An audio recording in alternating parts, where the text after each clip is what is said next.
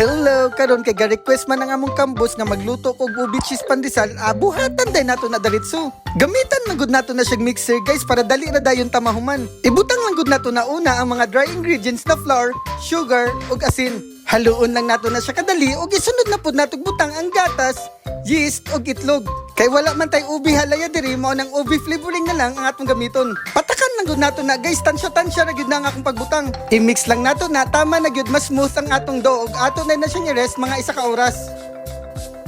After 1 hour ni double na ang size sa atong dough, matik nakabalo na dayon ta sa atong buhaton ana. Sliceon lang nato na ug i-divide lang nato na siya into portion sa pandesal. Ug kamo ni bala unsa kadagko ang inyong gusto walay magbuot ninyo. Palamanan din nato na siya og Swiss cheese kay syempre sure good ta. Kani nga part ako lang na siyang gibasa daan sa gatas before nako siya gidred sa breadcrumbs.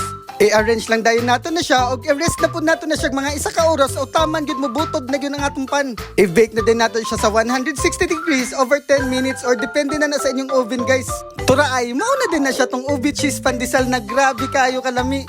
Melted cheese kayo na uyog humo kayo. Kaon na dong